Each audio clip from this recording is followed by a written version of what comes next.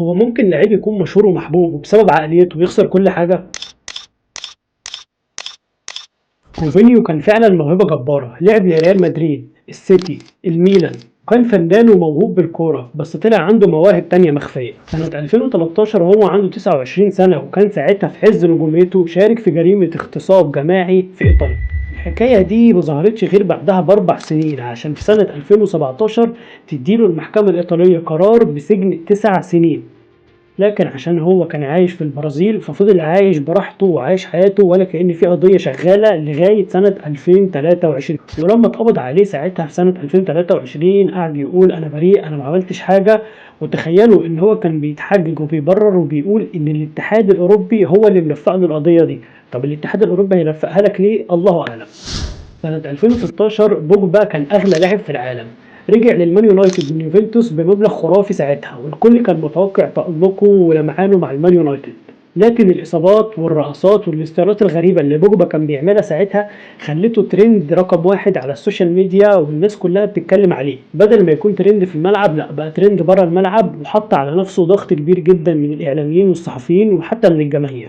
ولما رجع بعدها اليوفنتوس الناس قالت بس خلاص كده بقى بوجبا هيرجع لمستواه تاني ويفوق معانا. لكن المفاجأة انه يتحجز عليه في يوفنتوس بسبب المنشطات، وساعتها الناس كلها استغربت القرار ده.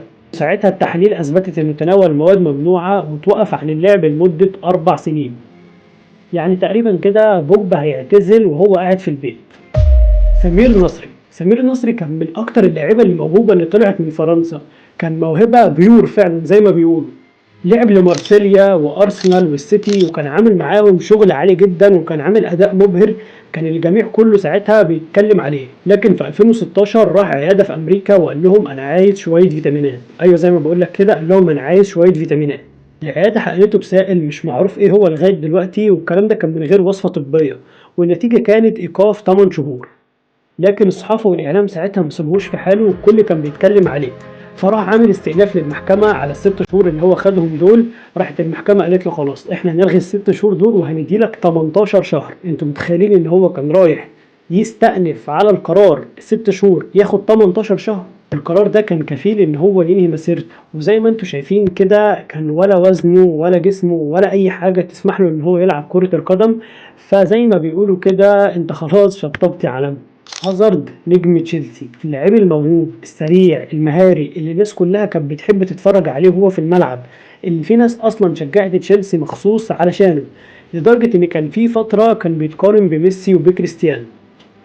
ريال مدريد اشترى ايدن هازارد في 2019 ب 100 مليون يورو، تخيل معايا الرقم ده، وقالوا له ان انت جاي تعوض رونالدو.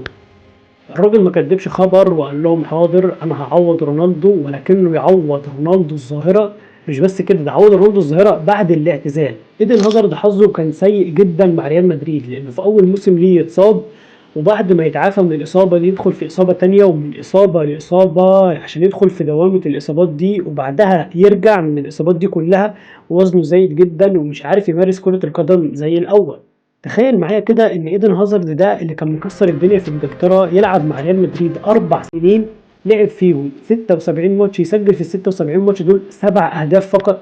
يعني ال7 اهداف دول بنزيما ممكن يسجلهم مثلا في ماتشين ورا بعض في نص شهر رمضان اصلا. وفي الاخر يقرر انه يعتزل سنة 2023 ويقول لك انا زهقت. وطبعا ليه تصريحات غريبة، والله هو اللي زهق في الموضوع ده كله هم جماهير ريال مدريد اللي صبرت واستحملت كل السنين دي كلها. جرين وود جرين وود من احسن المواهب اللي انا شفتها في حياتي، كان صاعد من مانشستر يونايتد والكل قال انه هيكسر الدنيا ولما هيكبر هيبقى اسطوره، لدرجه ان الذكاء الاصطناعي او في بعض المواقع توقعت ان هيجي سنه من السنين هياخد فيها البالون دور. انتوا متخيلين يا جماعه؟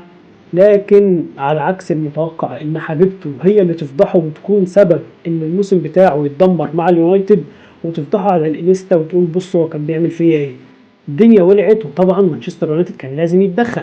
فيعمل ايه مانشستر؟ يقوم يجمد اللعيب فورا ويمنعه من التمرينات ومن لعب اي مباراة تاني مع الفريق، والنيابة تتدخل في الموضوع ده، وحصل قلبان كتيرة واللاعب يبقى ترند رقم واحد، مش بسبب الكورة لا بسبب تسجيل صوتي صاحبته نشرته ليه. لكن بعدها يتبرأ من كل التهم دي ويخرج براءة، ولكن مانشستر يونايتد يقول له احنا اسفين احنا مش عايزينك ويقفلوا الباب في وشه. علشان يروح بعدها إعارة لختافي. عمل معاهم فترة قليلة جدًا كانت كويسة، لكن دلوقتي اللعيب فين؟ الناس كلها نسيته، اختفى، ما حدش بيتكلم عنه. داني ألفيش أكتر لعيب أخد بطولات لكنه أغبى لعيب من كل اللعيبة اللي إحنا اتكلمنا عليها النهارده.